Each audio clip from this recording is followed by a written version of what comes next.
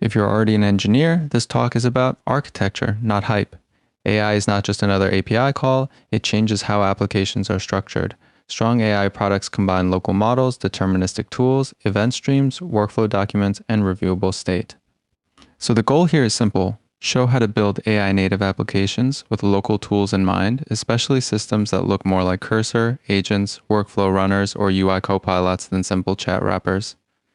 A lot of AI discussions start and end at prompting. That is too narrow for an engineer. A production AI application is a system, not a prompt. It has inputs, policies, memory, tools, state transitions, logging, retries, user feedback, and usually some boundary between deterministic code and probabilistic model behavior. If you only think in terms of model output quality, you miss the real work. The real work is deciding where the model is allowed to improvise, where the workflow must stay strict, how the application observes its own behavior, and how results become reproducible enough to trust. That is the core reframe. Engineers should think about AI the same way they think about distributed systems, compilers, schedulers, or CI pipelines as a composition problem with explicit interfaces and failure modes. When engineers first move into AI, many of them assume the first serious step is training or fine-tuning a model. Usually it is not. In most practical applications, the biggest leverage comes from architecture, not from custom weights. You can often get surprisingly far with strong local models, disciplined prompts, clean tool interfaces, retrieval, and a good workflow contract. Fine-tuning becomes important later when style, domain language, latency, cost, or task specialization demand it. But if the surrounding system is weak, a fine-tuned model does not save you. So the right first step is to build the application skeleton. How requests move through the system, how context is gathered, how tools are called, how actions are logged, and how outcomes are evaluated. That foundation is what makes future model improvements actually matter. A local-first AI application has different strengths than a cloud-only one. Running models locally gives you more control over privacy, versioning, and integration with nearby tools. It also makes the system more composable because you can call local CLIs, local databases, local file systems, local files, and local runtimes without pushing everything through a remote API boundary. On a machine like a DGX Spark, local models are not just a fallback, they are often the default. That changes architecture decisions. You can think in terms of durable local workflows, deterministic asset generation, offline operation, and tight feedback loops between the model and the surrounding toolchain. The trade-off is that you now own runtime discovery, GPU scheduling, model selection, and local dependency health. That is why a strong Docker command and adapter layer matter so much in a serious CLI product. At a high level, most AI native applications collapse into 5 layers. First, the model runtime layer, which hosts or connects to the language, speech, vision, or image models you actually use. Second, the tool execution layer, where deterministic functions live. Third, the state layer, where you store messages, artifacts, workflow JSON checkpoints, and execution history. Fourth, an event bus or orchestration layer, which lets components react to actions and state changes in a disciplined way. Fifth, the interface layer, which might be a CLI, an editor, a browser UI, or all 3. Once you see the system through those layers, it becomes much easier to reason about what should be generic, what should be application specific, and where to enforce contracts instead of relying on model intuition. One of the earliest design decisions is whether the application talks directly to a single model runtime or through a gateway abstraction. The right answer is almost always a gateway. Your application should not care whether the response came from Ollama, VLLM, Llama.cpp, or an OpenAI compatible local endpoint. It should care about capabilities, text completion, tool calling embeddings, speech recognition, image generation, or JSON output. A gateway lets you route by task, failover between runtimes, detect what is installed, and keep the application surface stable while local infrastructure changes underneath. This is especially important in a local-first system because hardware models and runtimes vary from machine to machine. The application should adapt through adapters, not through hard-coded assumptions. The biggest mistake in many agent systems is allowing the model to blur together reasoning, tool selection, tool execution, and result interpretation. Those should be separate. The model can decide that a tool is needed, but the application should own tool registration, argument validation, execution, timeouts, retries, and result normalization. That is what makes the system inspectable. If something goes wrong, you want to know whether the model chose the wrong tool, whether the tool failed, whether the output schema was wrong, or whether the next planning step misread the result. Once deterministic tools become a separate layer, your system becomes much easier to test. It also becomes much easier to add new capabilities like file system access, Git operations, browser actions, or workflow replay without changing the agent loop itself. A strong AI application has clear deterministic boundaries. Planning can be fuzzy, drafting text can be fuzzy, suggesting alternatives can be fuzzy, but file writes, process execution, network calls, credential access, and UI actions should be constrained and explicit. This distinction is not academic. It is the difference between a system that feels powerful and a system that quietly corrupts state. Engineers already know this principle from other domains. We do not let a scheduler mutate a database without contracts, and we should not let an AI loop do it either. The right pattern is to put high variance model behavior upstream, then let deterministic components validate, normalize, approve, or reject the action before it touches the outside world. That gives you both leverage and control. If you want the system to scale, you need an inspectable source of truth for workflows. That is where JSON or YAML workflow documents become valuable. Instead of burying behavior inside ad hoc prompts or opaque callbacks, you serialize the execution plan into a portable artifact. Now, the workflow can be version controlled, diffed, reviewed, replayed, and even generated by an AI system and then validated by deterministic code. This is the bridge between an agent and an orchestrator. The model can propose a workflow, the application can validate that workflow against a schema. Then a runner can execute it step by step. This is exactly why something N8N-like is such a useful mental model. It externalizes control flow into a structured object instead of hiding it inside code or chat history. Event-driven design is a strong fit for AI applications because so much of the work is asynchronous and stateful. A user clicks something, a browser bridge captures a DOM event, a local model interprets the screen, a workflow runner launches a Python function, a tool emits an artifact, a reviewer approves or rejects a plan. These are events. If you model them explicitly, the system becomes easier to observe and easier to extend. Instead of hidden side effects, you get visible causality. One component emits an event, another subscribes, and the workflow graph advances. This also gives you a cleaner way to integrate AI-generated plans with deterministic pipelines. The plan emits steps, the runner emits status, the UI emits user decisions. Everything stays legible because each transition is represented as data. People often look at a tool like Cursor and focus on the chat box. That is the least interesting part architecturally. The real system is an orchestrator around an editor. It has a view of the code base. It has a tool layer for search, patching, file writes, and shell execution. It has a permissions model. It has a preview surface for diffs. It has a conversation state. It has often a retrieval or context assembly stage, and it has a loop that alternates between proposing work, executing validated actions, and showing the user what changed. That is why a good engineer should study tools like Cursor as workflow systems, not as chat products. The value comes from how the application turns model output into bounded, reviewable, stateful engineering actions. Every AI application eventually has an agent loop, even if the code does not call it that. The mistake is leaving that loop implicit. A better design is to make the loop explicit in code and in logs. First, observe context, then plan, then validate the plan, then execute deterministic tools, then verify results. Then either continue or surface the next decision to the user. This explicitness makes the application debuggable. It also makes it easier to add policies. Maybe read-only actions can run automatically, but writes need approval. Maybe low confidence results trigger a verification step. Maybe certain tool categories are disabled in some environments. Once the loop is explicit, these controls become natural. When the loop is hidden inside a monolithic prompt and respond pattern, the system is much harder to reason about.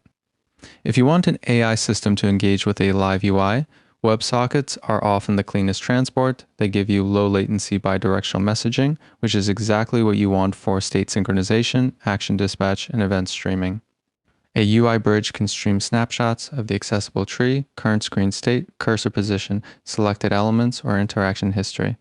The orchestrator can reply with structured intents like click, type, select, inspect, or annotate. Because the messages are structured and timestamped, they can also be persisted as workflow traces. That means the same transport can serve 3 roles at once: live control, observability, and capture for later replay. That is a strong pattern because it avoids inventing separate systems for runtime control and audit history. A lot of teams jump straight to screenshots and computer vision for UI agents. Vision is useful, but it should not be the only representation if you control the application. If the UI is yours, expose structure directly, capture the accessible tree, stable component identifiers, visible labels, bounding boxes, current values, and event metadata. That gives the agent a much cleaner view of the interface than pixels alone. Vision can still help for third-party apps or visual verification, but semantic structure should come first when possible. This is one of the major differences between a toy UI automation demo and a durable UI agent architecture. The durable version exposes machine-readable state. That makes action selection safer, replay more deterministic, and debugging much easier. The cleanest architecture is usually to introduce a bridge process between the AI system and the UI in a browser application that might be an extension or a DevTools side companion. In a desktop app, it might be an embedded service or local helper process. In a web app, you might expose a local debugging bridge only in trusted development environments. The point is to decouple the core application from the AI orchestration runtime. The bridge is responsible for translating UI state into structured messages and for applying approved actions back to the interface. That keeps the product boundary cleaner. It also means the AI system can evolve independently from the UI stack as long as the bridge contract remains stable. One of the most useful patterns is to observe real user behavior and turn it into workflow JSON. A user performs a task manually. The bridge captures the action sequence. A normalizer converts raw events into stable steps like click this target, enter this value, open this panel, wait for this state, or emit this domain event. Now you have a replayable workflow. The AI system can parameterize it, explain it, annotate it, or combine it with other steps. But the actual workflow itself lives as structured data. This is what lets you go from AI assistance to reusable automation. It also creates a path from product telemetry to automation primitives. The more often a behavior repeats, the more likely it should graduate into a reusable workflow artifact. Once workflow JSON becomes important, schemas are no longer optional. A strong schema gives you validation, migration, editor support, and safer execution. It also creates a clean boundary between AI-generated structure and the runtime. The model can propose a workflow, but the schema decides whether that workflow is valid. If a step type is unknown, reject it. If a required field is missing, reject it. If an action targets a forbidden namespace, reject it. This is how you let AI contribute to automation without giving it unconstrained authority. Engineers should be strict here. A workflow document is not just a convenient format, it is an execution contract. Contracts deserve validation, versioning, and tests. When people say they want something like N8N, what they usually mean is not that they need the exact N8N product. They mean they want visible orchestration. They want nodes, edges, triggers, and persistent execution state. That is a very good instinct. Even if your system is CLI first, it helps to think of workflows as graphs of typed operations. A UI event can trigger a Python function. The function can emit normalized data. A language model can transform that data into instructions or summaries. Another function can persist the result. An event can notify the next consumer. This graph view also makes observability better because each node execution becomes a recordable unit.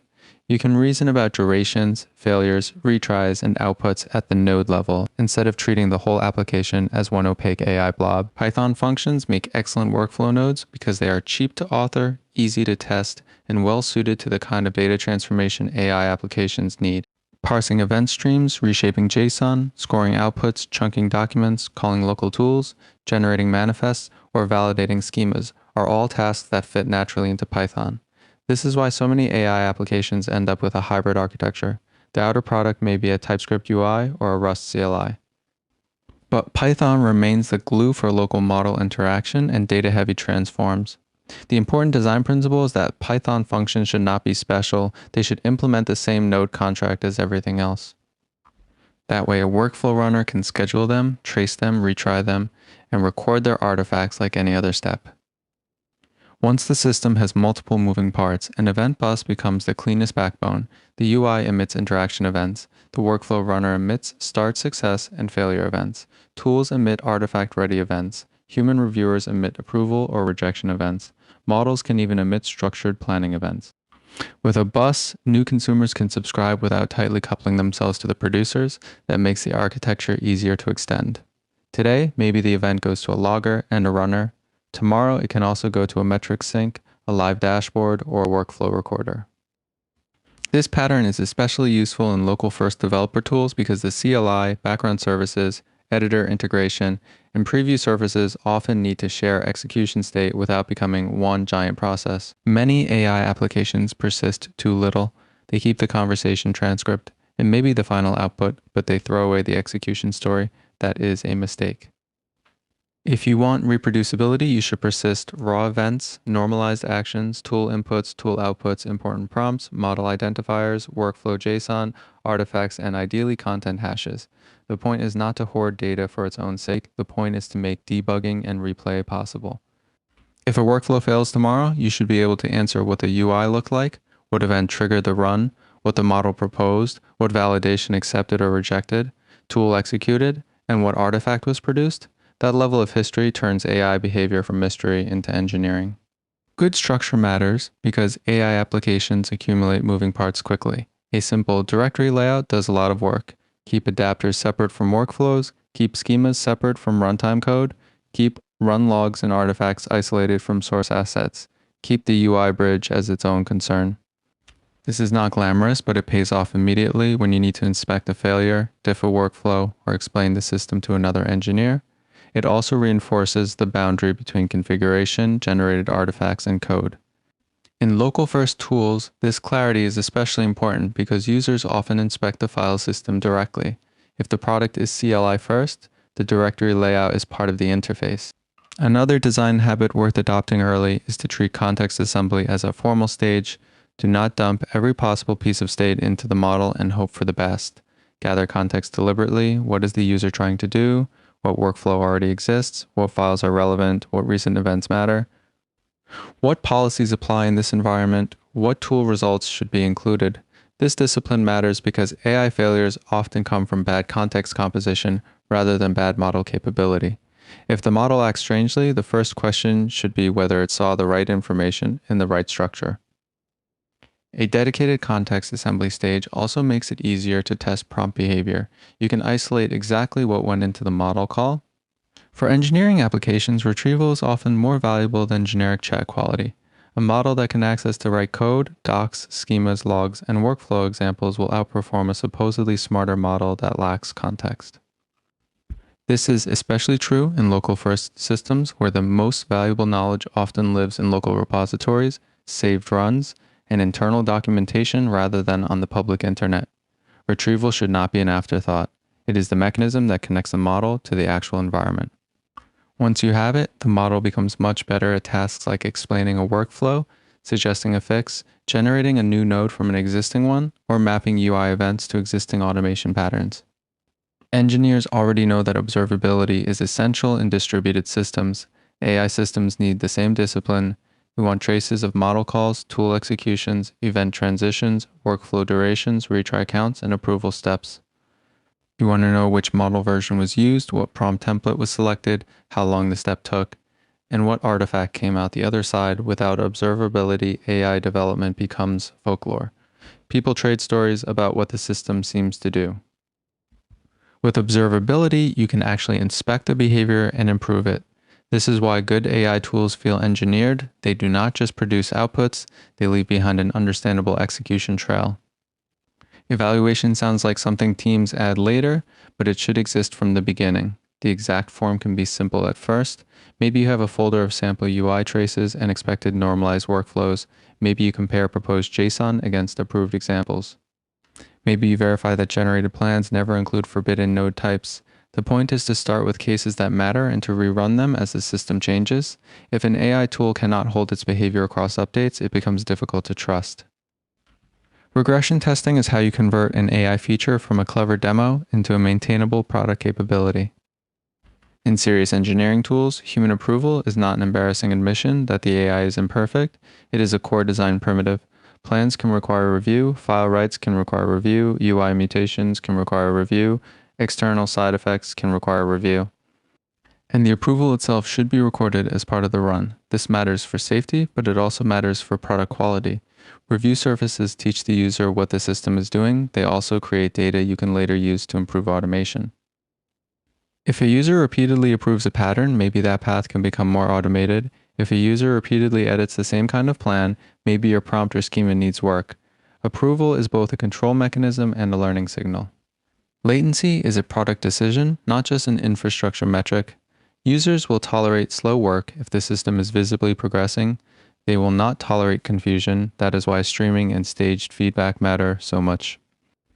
The app should tell the user when it is gathering context, when it is planning, when it is waiting on a local model, when it is executing tools, and when it needs approval. If you separate long-running actions from quick planning calls, the system feels much more responsive. This is another place where event-driven architecture helps. The UI can subscribe to progress events instead of polling vague status. Good AI tools feel alive because they surface the workflow, not just the final answer. Naming failure modes is one of the simplest ways to improve an AI system. If every failure is just called the model messed up, the team cannot improve the design. Instead, classify failures. Maybe the model lacked context. Maybe it proposed an invalid workflow. Maybe a tool crashed. Maybe a schema validator rejected the payload. Maybe a reviewer blocked the action. Maybe a replay precondition failed. These are different failures and they suggest different fixes. Clear categories help both developers and users. They also make logs and analytics more useful. A real product team can prioritize improvements once failures become legible. Engineers should resist the urge to force one model to do everything. Local-first systems work best when model selection follows task boundaries. Use a reasoning or chat model for planning and synthesis. Use an embedding model for retrieval. Use a speech model for transcription or narration.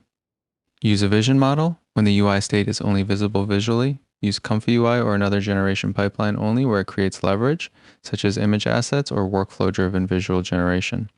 This modular view is healthier than trying to build the entire application around one provider or one runtime. It keeps the architecture adaptable, and it makes upgrades much easier.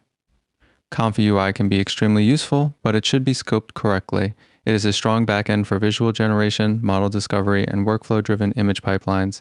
It is not automatically the right place to run your entire application orchestration logic. For an engineer building an AI-native tool, ComfyUI belongs where node-based visual pipelines create leverage. Maybe that is generating slide art, storyboards, diagram variants, or visual assets for a tutorial, but your core orchestration, workflow store, CLI, tool layer, and state model are often better off in application code that is easier to validate and test. Use ComfyUI where it is strongest. Do not force every concern through it. Once the application has a proper node system, speech and vision stop feeling special. They become more nodes. An audio input node can transcribe a meeting. A vision node can inspect a screenshot or a UI frame. A TTS node can turn a generated explanation into narration. A language node can rewrite a result for clarity. This is an important mindset because it prevents multimodal expansion from breaking the architecture. If new capabilities fit the same workflow model, the system stays coherent as it grows. That is exactly the kind of extensibility you want in a real developer tool. Now let us make the target concrete. Suppose you want to build an application that watches a user perform a task in a UI, captures the interaction sequence, saves it as workflow JSON, lets an AI explain or modify that workflow, and then replays it later. That is a very practical product. It could support internal tooling, QA, tutorial generation, repetitive operations, or agentic automation. The important point is that this system is not just an LLM app, it is a captured action system with AI layered into normalization, explanation, and workflow authoring. The workflow store is the durable core. The AI helps humans create and refine workflows faster, but the execution path stays grounded in structured steps and runtime policies. Message typing seems boring until the system gets large, then it becomes essential. A Websocket channel should not carry vaguely shaped blobs, it should carry typed messages. Snapshot messages describe current UI state, action intent messages propose actions, action result messages report what happened. Workflow saved messages identify persisted artifacts, approval required messages tell the UI that human review is needed. Once your messages are typed, both the bridge and the orchestrator become easier to test. You can also evolve them without breaking everything because versioning and validation become possible. Typed messages are the difference between a hack and a protocol. The runtime should execute workflow JSON, not freeform natural language ideas. That sounds obvious, but many systems blur the line. A strong runner loads a workflow document, validates it, resolves each node implementation, executes the node, records the result, and emits events for observers.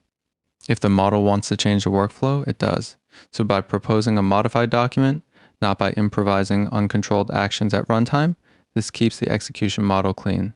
It also makes it possible to rerun a workflow without the model in the loop. It is exactly what you want for repeatable automation. The model should help author and adapt workflows. The runner should own execution.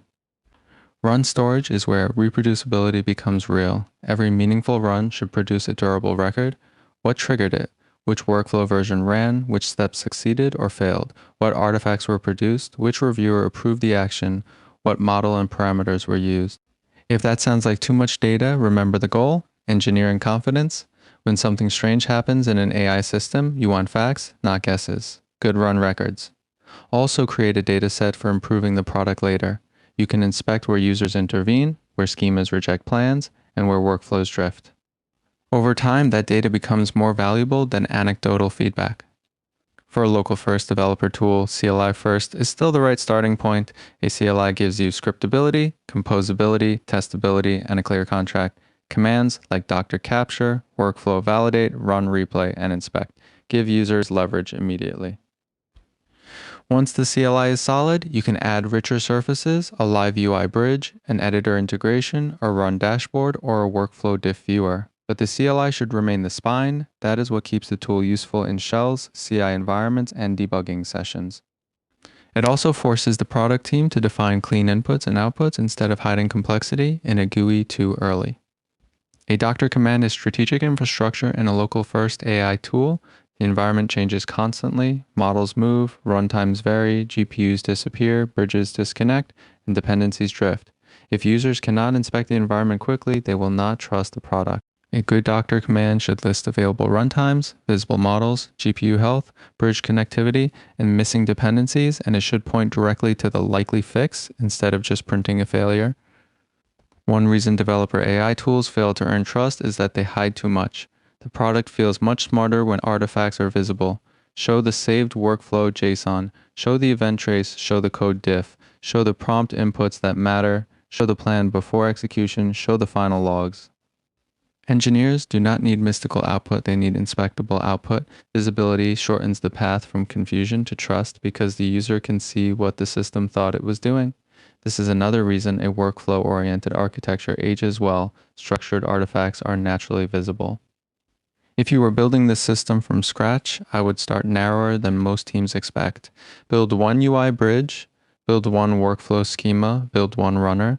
Implement a handful of strong nodes, perhaps Python function, local LLM call, emit event, require approval, and UI action replay. Then get capture, validation, replay, and inspection working end-to-end. That vertical slice teaches you far more than scattering effort across 10 half-finished capabilities. Once the foundation works, adding retrieval, memory, speech, or richer editors becomes much easier. The foundation is the contract between the model, the workflow document, and the runtime. As the product matures, the same architecture can grow into something much more serious. You can add stronger permissions, sandbox execution, richer audit logs, shared workflow registries, evaluation dashboards, and approval policies tied to environment or action scope. You can add model routing by cost or latency. You can add better bridge security. You can add UI tooling for browsing runs and comparing workflow versions. None of that requires abandoning the initial design if the initial design already respected contracts, artifacts, and deterministic execution boundaries. That is why systems thinking matters so much here. Good early architecture compounds. The central lesson is simple. If you're an engineer entering AI application design, do not think first about hype or magic. Think about boundaries, contracts, artifacts, state, events, and tool execution. Treat workflows as data. Treat models as capabilities behind gateways. Treat UI interaction as structured state plus events, not just screenshots. Use WebSockets where you need live bidirectional control. Use JSON workflow documents so actions can be reviewed, replayed, and evolved. Use Python or other deterministic runtimes for node execution. And make the whole system inspectable enough that trust can grow. That is how you build AI native applications that are actually usable, especially in a local first world.